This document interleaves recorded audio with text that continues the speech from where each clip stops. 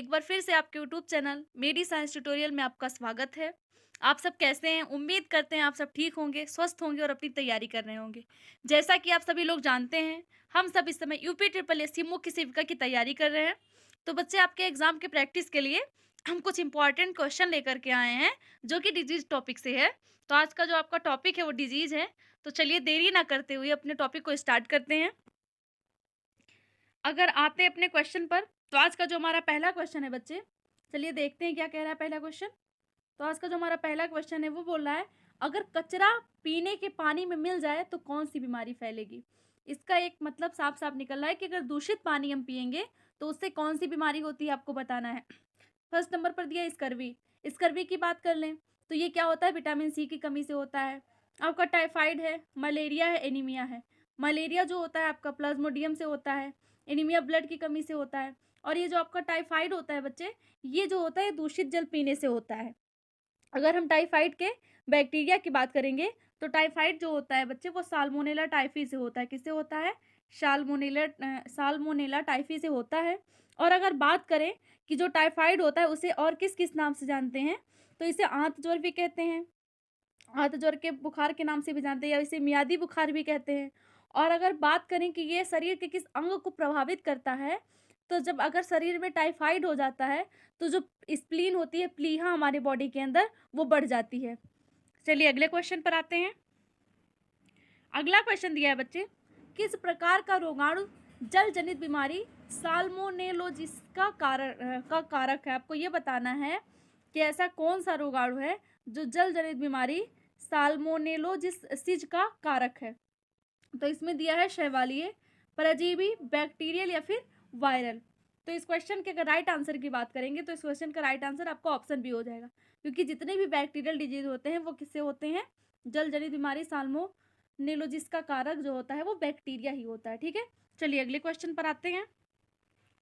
अगला क्वेश्चन दिया हुआ है, कौन सा बैक्टीरियम निमोनिया रोग का कारण है। आपको ये बताना है इसमें कौन सा ऐसा बैक्टीरिया है जो कि निमोनिया जिससे होता है। निमोनिया में क्या होता है, जो लंग्स होता है वो अफेक्टिव होता है। हमारे बॉडी का जो लंग्स होता है बच्चे वो प्रभावित होता है। तो जो ये कोकाई होता है, ठीक है, आपका ऑप्शन बी सही हो जाएगा इसमें, क्योंकि जो कोकाई नाम का बैक्टीरिया होता है वही होता है निमोनिया रोग का कारण होता है। चलिए अगले क्वेश्चन पर आते हैं। अगला क्वेश्चन दिया है बच्चे, निम्नलिखित में से कौन से रोग जल प्रदूषण से होते हैं। आपको ये बताना है कि प्रदूषित जल पीने से कौन से रोग होते हैं। तो इसको ऑप्शन दिया हुआ है हैजा, टाइफाइड, हैजा तथा टाइफाइड दोनों नहीं, ये यहाँ थोड़ा सा गलत हो गया, आप लोग सही कर लीजिएगा, ना ही हैजा और ना ही टाइफाइड। ठीक है, ऐसा होना चाहिए इसमें। तो इस क्वेश्चन के अगर राइट आंसर की बात करेंगे तो इस क्वेश्चन का जो राइट आंसर हो जाएगा बच्चे आपका ऑप्शन सी हो जाएगा, हैजा तथा टाइफाइड। टाइफाइड के बारे में तो इससे पिछले क्वेश्चन में हमने बताया, थोड़ा सा हैजा के बारे में भी समझ लीजिए। हैजा जो होता है ये भी जल प्रदूषित मतलब प्रदूषित जल पीने से होता है। और अगर हम बात करेंगे किससे फैलता है, तो मक्खियों के द्वारा। और अगर इसके बैक्टीरिया की बात करेंगे तो हैजा के बैक्टीरिया का नाम होता है विब्रियो कॉलरी। चलिए अगले क्वेश्चन पर आते हैं। अगला क्वेश्चन दिया हुआ है बच्चे, श्वेत प्लेग को आमतौर पर किस नाम से जाना जाता है। अभी आपको बताना है कि जो श्वेत प्लेग होता है उसे और किस नाम से जानते हैं। तो इसको ऑप्शन दिया हुआ है टाइफाइड, मलेरिया, क्षय रोग या फिर प्लेग। तो इस क्वेश्चन के अगर राइट आंसर की बात करेंगे तो इस क्वेश्चन का जो राइट आंसर हो जाएगा आपका ऑप्शन सी हो जाएगा, क्षय रोग। श्वेत प्लेग को क्षय रोग के नाम से जानते हैं और ये माइकोबैक्टीरिया और माइकोबैक्टीरियम तपेदिक के कारण होता है। ठीक है, या फिर आप इसे बोल सकते हैं माइकोबैक्टीरियम ट्यूबरक्लोसिस भी बोल सकते हैं। इसकी खोज, अगर खोज की बात करते हैं तो माइकोबैक्टीरियम की खोज किसने की थी? माइकोबैक्टीरियम ट्यूबरक्लोसिस की खोज रॉबर्ट कोच ने 24 मार्च 1882 ईस्वी को की थी। इसलिए इन्हें सन 1905 में नोबेल पुरस्कार भी दिया गया था। चलिए अगले क्वेश्चन पर आते हैं। अगला क्वेश्चन दिया हुआ है बच्चे, डीपीटी टीका निम्नलिखित में से किस प्रकार का होता है। आपको ये बताना है जो डीपीटी टीका है वो किस प्रकार का होता है। तो इसको ऑप्शन जो दिया हुआ है बच्चे वो इसको ऑप्शन दिया हुआ है प्रति विषाणु टीका, दूसरा दिया हुआ है प्रति प्रोटोजोआन टीका, फिर प्रति रिकेट्सियल टीका या फिर एक संयुक्त। तो इस क्वेश्चन के अगर राइट आंसर की बात करेंगे तो इस क्वेश्चन का राइट आंसर हो जाएगा आपका ऑप्शन डी, एक संयुक्त। डीपीटी टीका जो होता है इसे हम क्या बोलते हैं, इसे ट्रिपल एंटीजन के नाम से भी जाना जाता है। और जो डीपीटी का टीका होता है वो 3 संक्रामक बीमारियों जैसे कि आपका डिप्थीरिया हो गया, परटूसिस मतलब काली खांसी, और टिटनेस जैसे संक्रामक बीमारियों की रोकथाम के लिए लगाया जाता है। तो ये संयुक्त टीका होता है जो डीपीटी का टीका है। चलिए अगले क्वेश्चन पर आते हैं। अगला क्वेश्चन दिया है बच्चे, व्हील्स, ये व्हील्स लिखा है लेकिन ये व्हील्स होना चाहिए, ये ऐसे होना चाहिए व्हील्स। व्हील्स रोग में कौन सा अंग प्रभावित होता है? आपको ये बताना है कि जो व्हील्स रोग होता है उसमें बॉडी का कौन सा पार्ट जो होता है वो अफेक्टिव होता है। तो इस क्वेश्चन का जो ऑप्शन दिया है वो है लीवर, फेफड़ा, हृदय और किडनी। तो इस क्वेश्चन के अगर राइट आंसर की बात करेंगे तो इस क्वेश्चन का आपका राइट आंसर आपका ऑप्शन डी हो जाएगा। थोड़ा सा समझ लीजिए, जो व्हील्स रोग होता है वो बैक्टीरिया से होता है, और अगर हम बात करेंगे इसके बैक्टीरिया मतलब कौन सा बैक्टीरिया है इसका, तो लेप्टोस्पिरा नाम के बैक्टीरिया से होता है। किससे बच्चे? लेप्टोस्पिरा, लेप्टोस्पिरा नाम से होता है। और ये जो व्हील्स रोग होता है ना, ये जानवर के जो मूत्र होते हैं या फिर उनके मांस हो गए या फिर जानवर के खून हो गए, मतलब खून हो गए, तो उनके संपर्क में अगर कोई भी मनुष्य आ जाता है तो उनमें व्हील्स रोग हो जाता है। और ये शरीर के जो किडनी होता है ना, ये किडनी को मतलब कि वृक्क को प्रभावित करता है। चलिए अगले क्वेश्चन पर आते हैं। अगला क्वेश्चन दिया हुआ है बच्चे, निम्नलिखित में से कौन सा रोग वायु द्वारा नहीं फैलता है? आपको ये बताना है ये जितने भी रोग दिए हुए हैं कौन सा वायु द्वारा नहीं फैलता है। इसका ऑप्शन है खांसी जुकाम, निमोनिया, क्षय रोग या फिर हैजा। तो आप सभी लोग जानते होंगे इस क्वेश्चन का राइट आंसर आपका ऑप्शन डी हो जाएगा, क्योंकि जो हैजा होता है वो किसके द्वारा, एक तो प्रदूषित जल से होता है, मक्खियों द्वारा फैलता है, बाकी ये जो आपके हैं ये सांस की बीमारी होती है, मतलब ये वायु द्वारा फैलते हैं। इसीलिए इस क्वेश्चन का राइट आंसर आपका ऑप्शन डी हो जाएगा, हैजा। चलिए अगले क्वेश्चन पर आते हैं। अगला क्वेश्चन दिया हुआ है, निम्न में से कौन सा रोग जीवाणु के कारण होता है? अब आपको ये बताना है ये जितने रोग हैं इसमें से कौन सा जीवाणु के कारण होता है। तो आपका कौन सा दिया हुआ है, एक तो क्षय रोग मतलब टीबी, खांसी जुकाम, एड्स या फिर डेंगू बुखार। तो इस क्वेश्चन के अगर राइट आंसर की बात करेंगे तो इस क्वेश्चन का राइट आंसर आपका ऑप्शन ये हो जाएगा क्षय रोग। जो टीबी होता है आपका वो किससे होता है, माइकोबैक्टीरियम ट्यूबरक्लोसिस से होता है। कुछ ऐसे रोग हैं जो आप लोग जान लीजिए, पढ़ भी चुके होंगे, लेकिन हम रिपीट कर दे रहे हैं एक बार। कुछ जीवाणु जनित रोग जो हैं, जैसे आपका टीबी हो गया, हैजा हो गया, डिप्थीरिया हो गया, ठीक है, टिटनेस हो गया आपका, टाइफाइड हो गया और प्लेग हो गया, परटूसिस हो गया आपका जो काली खांसी बोलते हैं, निमोनिया हो गया, सिफिलिस है, सुजाक है, ये सब कौन से रोग होते हैं, ये सब आपके जीवाणु से होने वाले रोग होते हैं। विषाणु में देखेंगे तो आपका एड्स है, डेंगू बुखार है, छोटी माता जिसे आप लोग स्मॉल पॉक्स बोलते हैं, ठीक है, आपका खसरा हो गया, रेबीज है और चेचक है, chicken pox, polio, influenza, trachoma, hepatitis, ये सब कई सारे रोग जो होते हैं ये सब कैसे रोग हैं, ये सब वायरस के द्वारा होते हैं। और बाकी आपका है ये सब जो क्षय रोग है, हैजा है, ये सब क्या है, ये सब जीवाणु जनित मतलब बैक्टीरिया से होते हैं। तो इस क्वेश्चन का राइट आंसर आपका ऑप्शन ए हो जाएगा। टीबी किससे होता है, माइकोबैक्टीरियम ट्यूबरक्लोसिस से। चलिए अगले क्वेश्चन पर आते हैं। अगला क्वेश्चन दिया हुआ है, वेसाइल कैलमेट गुएरिन वैक्सीन जिसे बीसीजी वैक्सीन कहा जाता है, निम्नलिखित में से किस बीमारी को रोकने के लिए लगाया जाता है? जो बीसीजी वैक्सीन होता है उसे क्या बोलते हैं, उसे वेसाइल कैलमेट गुएरिन वैक्सीन कहते हैं। आप तो एक बात तो ये आप लोग नोट कर लीजिए कि बीसीजी को और क्या कहा जाता है, वेसाइल कैलमेट गुएरिन वैक्सीन, ठीक है। अब आपको ये बताना है कि कौन से बीमारी में जो है बीसीजी का वैक्सीन लगाया जाता है।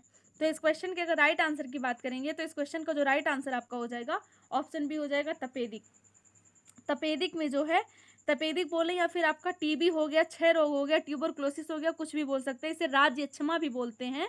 जो आपका टीबी है इसी को क्या बोलते हैं, टीबी। फिर आपका इसी को क्षय रोग भी बोलते हैं, क्या, क्षय रोग भी बोलते हैं। इसी को हम राज्यक्षमा भी कहते हैं। तो ये जो बीसीजी का टीका होता है वो तपेदिक के लिए यानी ट्यूबरक्लोसिस के लिए लगाया जाता है। चलिए अगले क्वेश्चन पर आते हैं। अगला क्वेश्चन दिया है बच्चे, डीपीटी के उपयोग से रोकथाम होती है।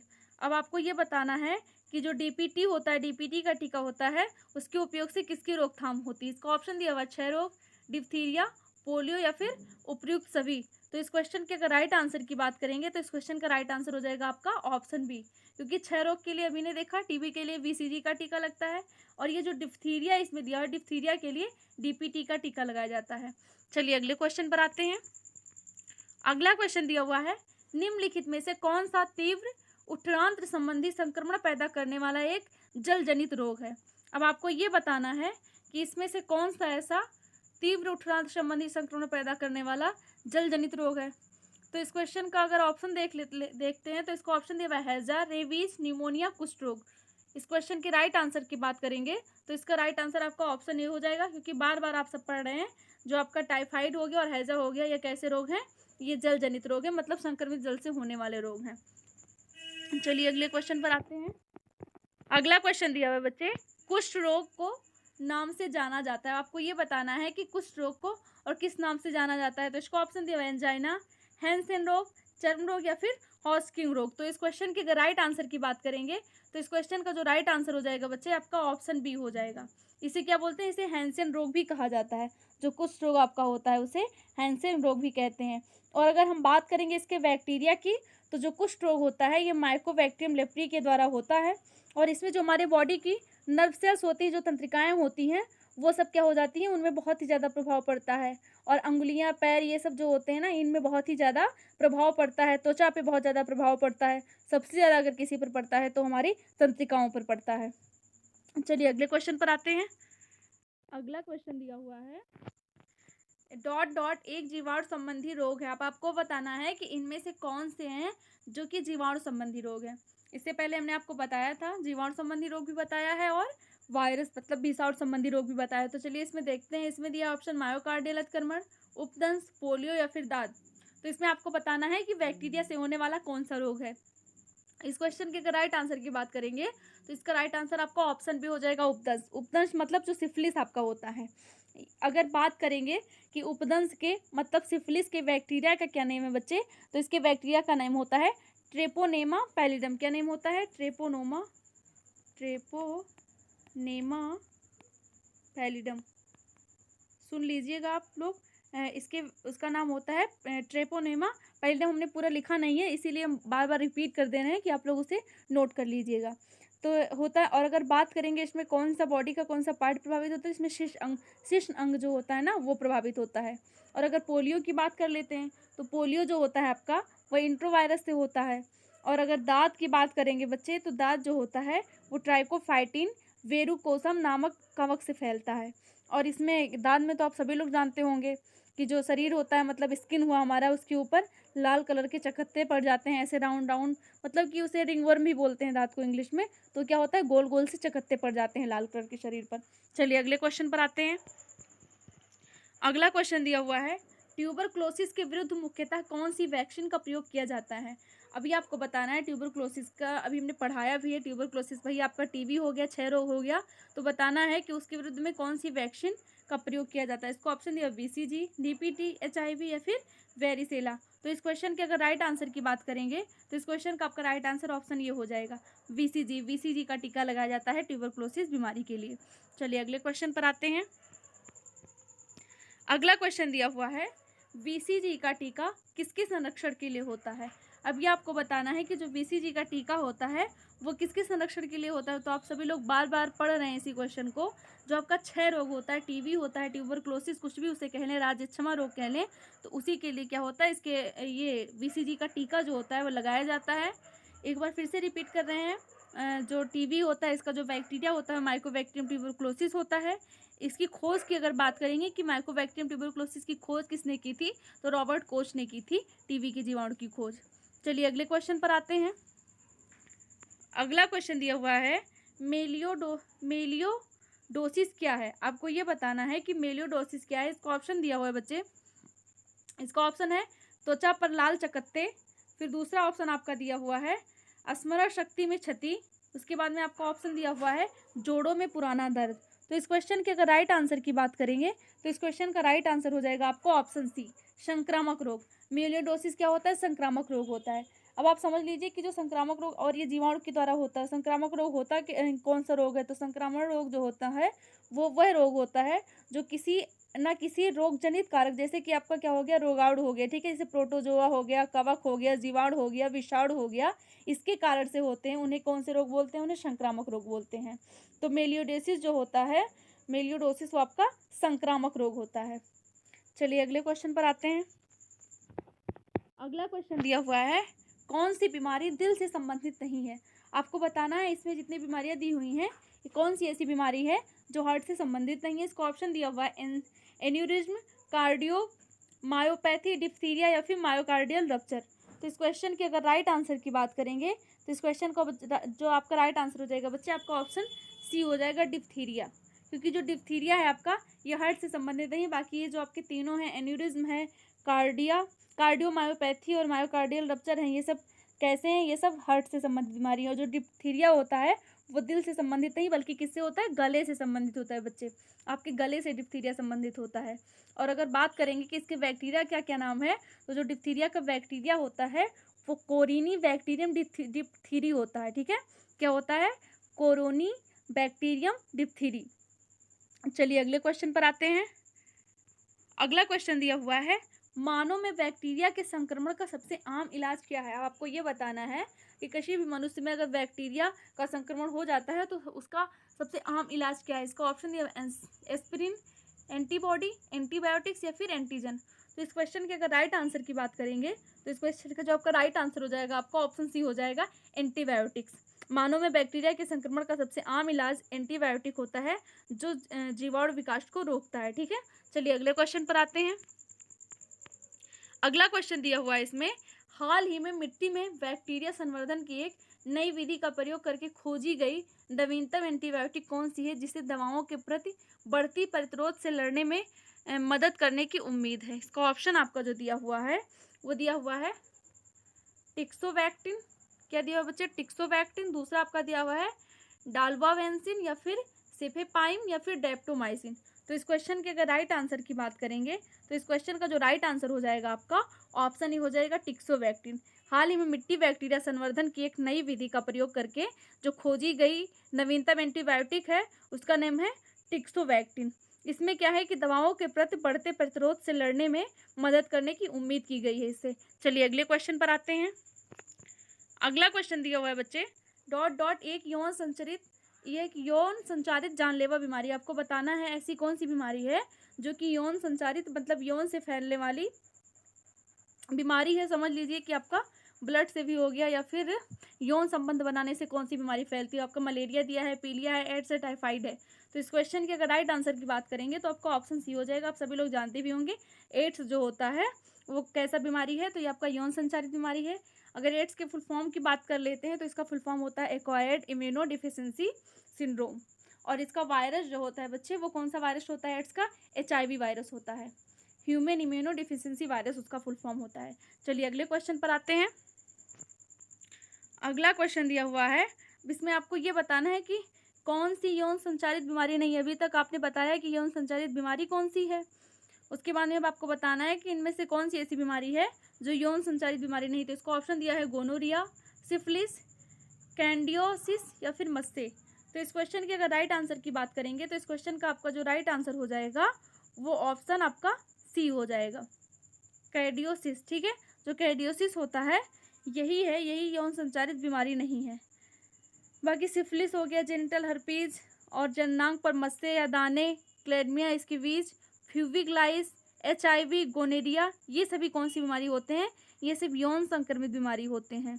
बाकी जो आपका कैंडियोसिस होता है ये कैसा होता है, यह कवक के संक्रमण से होता है। ठीक है, चलिए अगले क्वेश्चन पर आते हैं। निम्नलिखित में से कौन सा असंचरणीय रोग है। अब आपको ये बताना है कि कौन सा रोग है जो जिसका संचरण नहीं होता, मतलब एक दूसरे से फैलता नहीं है।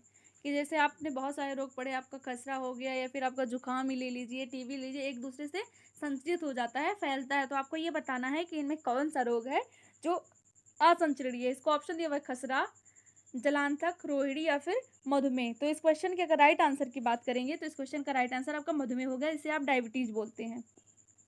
अब बात करते हैं कि शरीर के किस अंग से संबंधित होता है, तो ये अग्न्याशय, जिसे आप लोग इंग्लिश में पैंक्रियाज बोलते हैं, उससे संबंधित बीमारी होता है।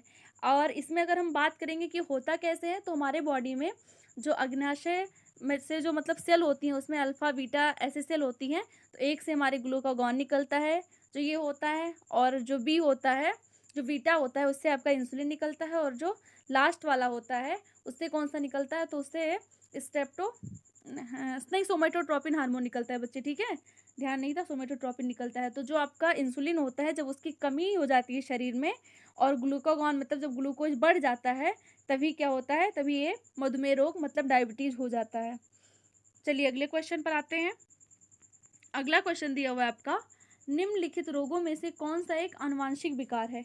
अब आपको ये बताना है कि इसमें जितने भी रोग दिए हुए हैं इनमें कौन सा रोग है जो आनुवांशिक बीमारी है। तो इसको ऑप्शन दिया हुआ है थैलेसीमिया, एनीमिया, रतौंधी या फिर कैंसर। तो इस क्वेश्चन के अगर राइट आंसर की बात करेंगे तो इस क्वेश्चन का राइट आंसर हो जाएगा बच्चे आपका थैलेसीमिया। थैलेसीमिया जो होता है वो आनुवांशिक बीमारी है। ये बच्चों के माता पिता से आनुवांशिक तौर पर मिलने वाला रोग है, ठीक है। अगर किसी के पेरेंट्स को है तो उनके बच्चे को भी हो सकता है जो आपके थैलेसीमिया होता है। चलिए अगले क्वेश्चन पर आते हैं। अगला क्वेश्चन दिया हुआ है वर्णांता हमारे शरीर में किस कोशिका की गड़बड़ी के कारण होता है। अब आपको ये बताना है कि जो शरीर में वर्णांता रोग होता है मनुष्य में वो किस कोशिका की गड़बड़ी के कारण होता है। इसको ऑप्शन दिया हुआ श्वेत रुधिर कण, शंकु कोशिका, लाल कोशिका या फिर न्यूरॉन। तो इस क्वेश्चन के राइट आंसर की बात करेंगे तो इस क्वेश्चन का राइट आंसर आपका ऑप्शन सी हो जाएगा, शंकु कोशिका मतलब कोन सेल। तो वर्णांता जो होता है वो कोन सेल में गड़बड़ी के कारण होता है और ये कैसा होता है, एक आनुवांशिक रोग होता है, ठीक है। अभी हमने बताया कि मतलब पेरेंट्स से या बच्चों में भी हो सकता है। और अगर इसके दूसरे नाम की बात करेंगे तो इसे डाल्टोनिज्म के नाम से भी जानते हैं। और जिसे वर्णांता हो जाता है बच्चे वो लाल और हरे रंग में भेद नहीं कर पाता। जैसे जो वर्णांत पीड़ित व्यक्ति होगा वो लाल और हरे रंग में कोई भी भेद नहीं कर पाता, उसे पहचान नहीं पाता है, तो इसीलिए इसे लाल हरा अंधापन रोग भी कहते हैं। क्या रोग कहते हैं इसे? लाल हरा अंधापन कहते हैं। लिंग संबंधी रोग होता है, ठीक है, जिसका वाहक स्त्रियां होती हैं। पुरुष मुख्यतः प्रभावित होते हैं। स्त्रियों में जो होता है ये रोग तभी होता है जब इसके दोनों गुणसूत्र प्रभावित हो जाते हैं, ठीक है। तो बस बच्चे आज के लिए इतना ही। अगर हमारा क्लास पसंद आया हो तो आप क्लास को लाइक करिएगा। फिर मिलते हैं आपसे अगले क्लास में। तब तक के लिए बाय बाय, धन्यवाद।